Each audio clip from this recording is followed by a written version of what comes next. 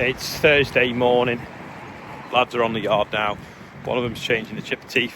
One of them's got the muck trailer on, and we're going to go and move some straw. Oscar's just been cleaning one of the teleampers as well. I've got to take the eldest to the cinema and then go and look at some of the carpets for the new office. So we'll see how they're getting on with the chipper teeth. Well, that one's got a chunk out of the corner, hasn't it? Yeah. It's not. One of that's scroll locked off safety.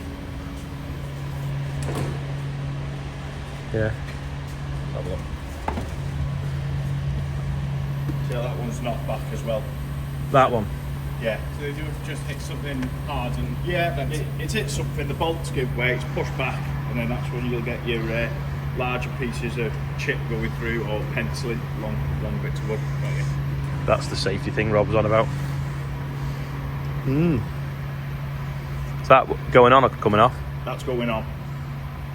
There's a slight chunk there, but we'll put that on that edge. But it's sharp. Yeah. Oh, it's sharp, yeah. Morgan's just greasing the rocking, the axles really. I was going to say rocking beams. It's not, it's on sprungs this. Spring axles. Well, I suppose, yeah, that's the rocking beam. So he's just greasing everything on the trailer.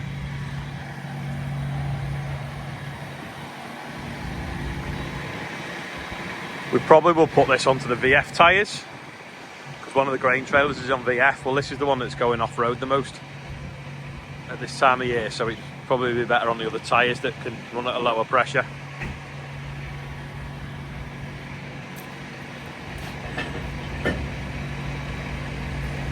That's a prop. All Richard Western trailers have a prop built into them. Just greasing the pivot point for the ram as well. Quite a few grease points actually on the pivot for the back door as well as the rams, so if he keeps on top of that, moves a bit more muck today, we'll probably then wash that one off. Ian's in the office. There's an internal task audit, which basically means Openfield come out and do like what task could do, and they audit us.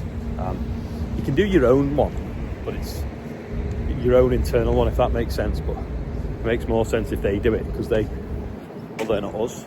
Carries a bit more weight, so we're just on with that now as well. John's just gone to move some straw, get a load of straw loaded up as well, so he's just disappeared on the mailer. Right, I'll take Olivia to the cinema and I'll go and look at some carpets on the way home. After the stressful shopping, we're now looking at AstroTurf, and James has decided that he needs to have a look at the turf and the carpet, so here we are.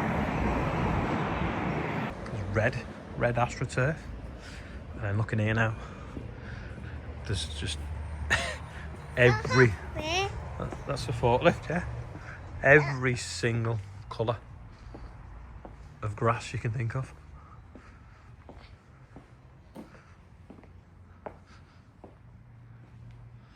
And obviously all the different carpets, and then more carpets through there.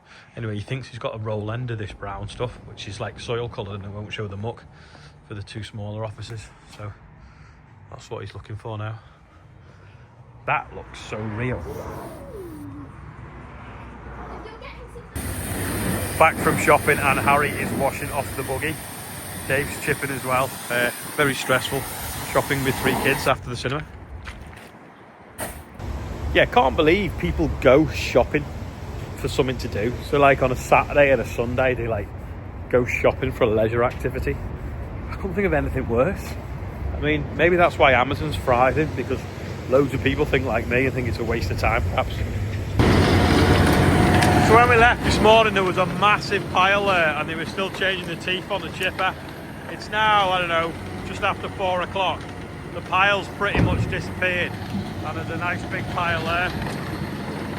So despite that chipper being, I don't know, on the front of a 240 horsepower tractor, and the old one being 600 horsepower, it's still, I reckon it still does more than the other one did, because it just keeps going. The speed's better, it's the blade setup's better, it's a bit more robust when something goes wrong. When we first got it, we had a few teething trouble, and I wasn't actually that happy with it, but once we've got our way around it, and then there was an emergency stop button, with a loose wire that was causing us a bit of trouble. Now that's sorted, and it's because we thought it was a TV, not TV remote, the wireless remote causing the problems. Now we know what it is. It's a bloody good chipper, to be fair. A fair pile there, like, don't know, maybe 100 ton. 10 minutes later, and Dave's finished for the night. Nice blue sky. Just a shame we got that rain this morning and yesterday. The straw trailer's on because they've been delivering straw this morning to the riding stables, so that'll keep the bedding of the horses bedded up nicely. Oscar's putting the Merlot away. It's Dave's digger. Big thanks to David Jones. He's had a video call with Rob and they have sorted out the QUADTRAC. So what was wrong was because the dashboard, I think the dashboard they got was off a used tractor, and it thought it still had wheels on it. So because it thought it had wheels on it, the wheel speed wasn't matching the radar speed. So that was meaning that it said it had like loads of wheel slip when obviously it didn't have any wheel slip. And then it was also saying that it could do 72 kilometers an hour because the ratios were completely wrong in the computer. Anyway, they've gone through all that and sorted that out. It was saying something else. What was it saying on here that it didn't have? What did it wasn't. It has a PTO. That's it. It says it has a PTO, which it obviously hasn't. So that might be a bit of a laptop job to tell her that it's not got a PTO. But now it's back to normal because it was only doing 20 kilometers an hour as well. The last few days was now it's back up to 40 kilometers an hour. So that's all good. It's out of a T9 New Holland. T9 New Holland, as in the blue one. Yeah. All right. If you look at it, it's a slightly different shade colour to the rest of the cab. I think. Yeah. I can't see this bit here. Yeah, it's slightly different because it's like the New Holland shade for the cab, not the case. All right. Well, is that new as well? Yeah, everything. That whole thing. Whole column, yeah. So how did it break again, Morgan? Basically, we have a really old battery charger that surged the voltage when it was really low. And it's got nothing to do with the fact that someone thought it was 24 volt when it's only 12. No, we put it on 12, charged it on 12, and it surged the voltage, and it must have spiked it and blew the batteries. Well, blew that out. It's funny how you wouldn't think there'd be any high voltage in that at all, would you? But basically, there's a cable straight from power, so unrestricted live, all the way to that, and then that feeds power to the ICU controller, which is in the armrest, and then it back feeds all the information back over there. Oh, so one of the main 12 volts for this goes to that first? Yeah, so that is like the central hub. Everything goes to that to go everywhere else. Right. But nothing's stored on that. All the information is stored in the ICU, which is back-fed back there. So it's funny how it didn't blow the fuse to that, though, isn't it? it did blow the fuse to that, yeah. But it managed to break that. Managed to break that. It was a direct short to ground within a circuit in that. So if anyone wants a broken QUADTRAC dash, we do have one.